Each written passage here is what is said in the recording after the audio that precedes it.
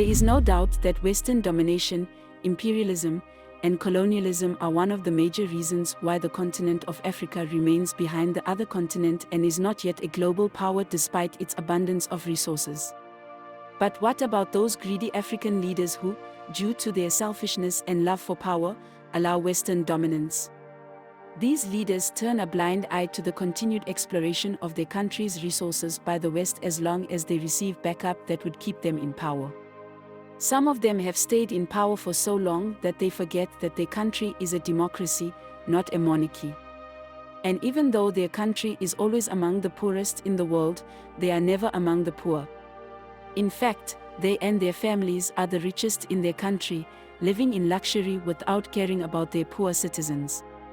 Just like Ali Bongo, they must go if there is any hope of their countries getting better.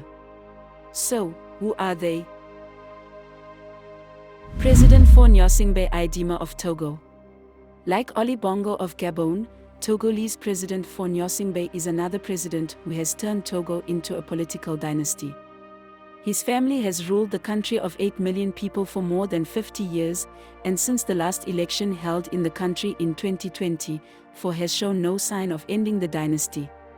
And of all the governments currently in power in Africa, his government is under the greatest threat of being overthrown in a mass uprising, which the military might just take advantage of.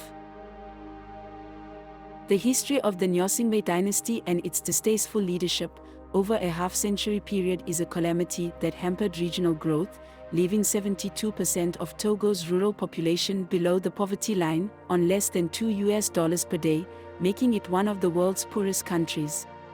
With a population of slightly more than 8 million people, many people expected Togo to develop into a premier industrial nation due to the amount of natural resources available to the country. However, Togo, like most African countries, is one of the poorest in the world, despite its natural resources. The beginning of the Gnassingbé dynasty started with Gnassingbé Eyadéma, father of Faure Gnassingbé, a man whose dictatorial and greedy instincts, as well as his thirst for power, saw him murder hundreds of his political rivals. He was among the military officers who launched the first military coup in West Africa, which assassinated President Sylvanus Olympio in 1963. Shortly after that, in 1967, he conducted another coup as a colonel, forcibly overthrowing President Nicholas Grunitzky and installing himself as president, a position he kept for 38 terrible years before his unexpected death in 2005, on board a plane 250 kilometers south of Tunis, Tunisia. During his 38-year rule, Eyadéma pillaged his people's money and resources and was said to be wealthy by millions of dollars. After hijacking the military, he used the Togolese army to commit horrific atrocities against civilians and perceived political opponents. One such incident occurred on January 30, 1993, when sections of the military went on an 8-hour rampage in Lomé, firing indiscriminately and killing at least 12 people. This episode prompted more than 300,000 Togolese to evacuate Lomé for Benin, Ghana, or the country's interior. Recall that Eyadéma had hijacked the military, and so after his death in 2005, his son Faure was immediately installed as president with the backing of the military. Even though the coup was denounced throughout Africa and the world, which led him to step down briefly, Faure was re-elected as president of the country in 2006, and since then he has continued to rule the country and show no sign of stepping down. Every time the constitution is amended to allow him to continue to extend his rule, the last election held in 2020, in which he won, has extended his rule to 2030. The impact of totalitarian leadership has resulted in the deterioration of social amenities, greater poverty, and the government's incapacity to provide basic services to its people. While the Gnassingbé family and the country's political elite lived in luxury, the common man lived in appalling poverty. This whole situation has led to countless protests and demonstrations by the people of Togo. The biggest so far was in 2017, when hundreds of thousands of men, women, and children took to the streets to demand an end to the Gnassingbé dynasty. In a desperate attempt to retain power like his late father, President Faure unleashed the army and police on the populace. Security officers tear-gassed, clubbed, headbutt, assaulted, and brutalized the people, leaving more than 20 people dead, including a 10-year-old boy, and many more injured during the protest. Not done, the president also cut off internet and social networking access to stop people from reporting the unrest in the country. He also forced foreign journalists out of the country. Although the situation has cooled down somewhat, the fall of Ali Bongo of Gabon has begun to instill hope in the hearts of people that it will be Faure Gnassingbé's turn very soon. But is that conceivable when the military appears to be in the hands of the Gnassingbé family? President Teodoro Obiang Nguema of Equatorial Guinea.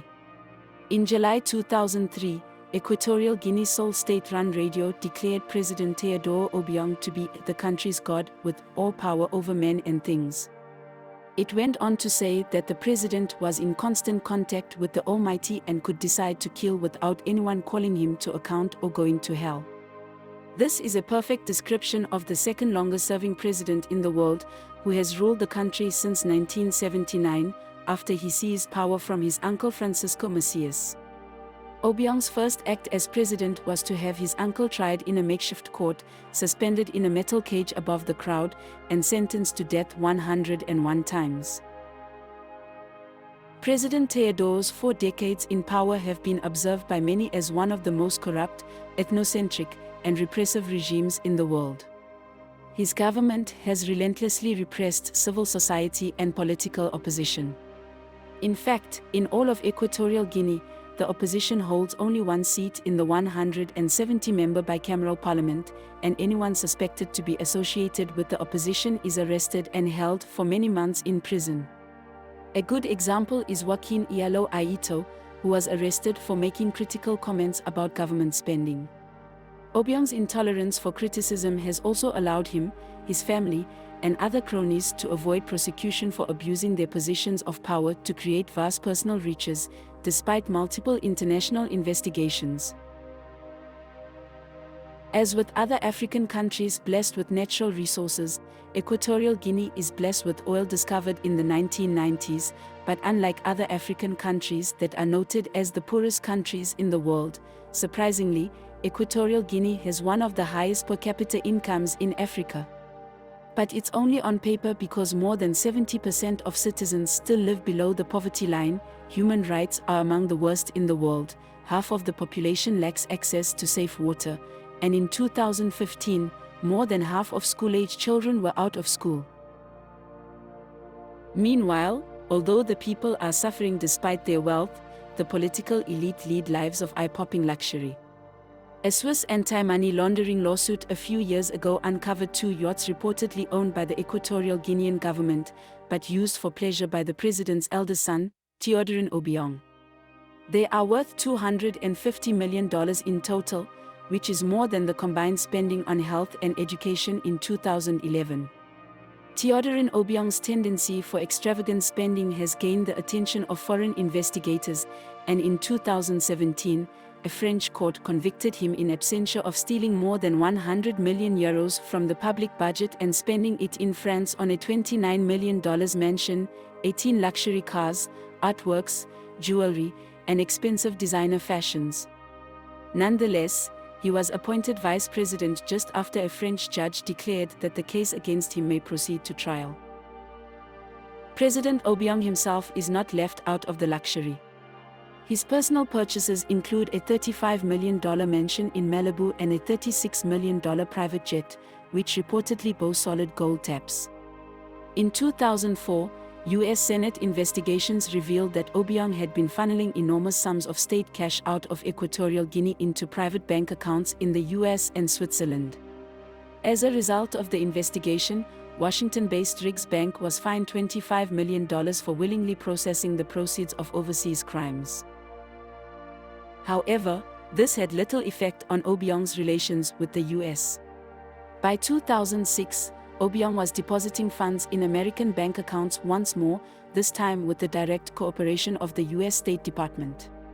Independence Federal Savings Bank was approached by State Department officials and assured that Equatorial Guinea was a friend of the United States and that the bank's cooperation would be appreciated. All this highlights the hypocrisy of the USA and the corruption of greedy African leaders. Over the past 4 decades, Obiang has maintained power by repressing opposition, allowing him to preserve the benefits of the country's oil wealth to himself and his tight circle. With one son who is likely the successor as vice president and another son as mines minister, people are left wondering, isn't it time for him to go? President Alassane Ouattara of Ivory Coast. In 2020, tensions erupted in Ivory Coast when President Alassane Ouattara announced that he would run for a 3rd term. The announcement came just 5 months after he announced his retirement and pledged to transfer power to a new generation. To show that he was serious, he nominated his former Prime Minister, Amadou Gon Coulibaly, to replace him, a move that was seen as an attempt to maintain his influence through a close ally. However, Coulibaly mysteriously died of a heart attack, and so did his decision to retire. Recall that prior to this time, the president had been in power for 10 years, and so angered by his decision, the opposition leaders dismissed it as an unconstitutional electoral coup and called for an active boycott and a campaign of civil disobedience to halt or disrupt the election. 3 weeks before the October 31st election, 20,000 people filed into a stadium in Ivory Coast's commercial city by early afternoon on Saturday, some carrying banners that said, "The people say no to an illegal 3rd term." During this tense period, about 30 people died in Ivory Coast. Unfortunately, despite all their efforts, the president was cleared for election and declared the winner. While the tension seems to have calmed down in Ivory Coast, the fact remains that Ouattara's decision to run for a 3rd term is unconstitutional, and nobody is doing anything about it, not even ECOWAS and the African Union. The president, often viewed as France's puppet, has joined a long line of African dictators in pushing past the constitutionally enforced 2-term limit, paving the way for a lifelong presidency. Ouattara believes that he is crucial to the well-being of his people and Ivory Coast, and that no one among the 25 million Ivorians is better equipped for the task than him. And yet, throughout his stay as president, there has not been any significant growth in Ivory Coast. Ivory Coast, the world's leading producer of cocoa beans, should be one of Africa's most successful countries. However, due to the lifelong presidency and post-election violence, poverty levels remain high, with over half of Ivorians surviving on $1.22 per day. The average life expectancy is 54. Women account for more than half of the unemployed, and at least 12% of the population is food insecure. Ivory Coast is ranked 165 out of 189 nations in the 2019 UN Human Development Index and 165 out of 189 in the Gender Inequality Index. It is definitely high time for this president to go. President Paul Biya of Cameroon. The spread of the coup across West Africa has led President Paul Biya to reshuffle Cameroon's military position. The president is probably scared that the wave of coups might just hit Cameroon and unseat him from the presidency that he doesn't want to leave. The term president for life best describes Cameroon President Paul Biya, who has ruled Cameroon for about 41 years since 1982. His popularity skyrocketed in his initial months as president, owing to his pledges of democracy and clemency for political prisoners, particularly among young people. However, after his presidential guard attempted a coup in 1984, everything changed. Biya became more autocratic and brutal. Hundreds of people were killed as a result of repression, particularly in the north of Cameroon. In addition to controlling all the power in Cameroon, Paul Biya is popularly known as a president who rules his country from abroad. He travels extensively with his court of ministers and assistants, particularly to Switzerland, where he stays at one of the most luxurious hotels in Geneva at the expense of the Cameroonian people. His council of ministers meets only 3 to 4 times a year, so decisions are made very slowly. This style of leadership has undoubtedly led the country to ruin. Cameroon was the 4th largest cocoa producer in 1980, with a high growth rate, 13% in 1981, and was classified as a middle-income country. However, since 1986, the country has become a country with many poor people, poor infrastructure, and a high level of corruption. Press freedom is essentially non-existent, state television is tightly controlled by the president's men, and the few remaining media are frequently banned if they dare to criticize the administration. In 2007, Biya revised the constitution to remove the term limit. This led to an uprising and revolt by the people, leading to hundreds of protesters being killed and thousands being arrested. The constitution was eventually revised, and Biya continues to rule today. Even though Biya is very old and shows clear signs of failing health, he shows no sign of stepping down anytime soon. Now that he has reshuffled the military, is there still hope that he can be removed from office? No one knows, but Paul Biya must go if Cameroon is to have any chance of growth. What do you think about these presidents for life? Is there any hope of removing them from office?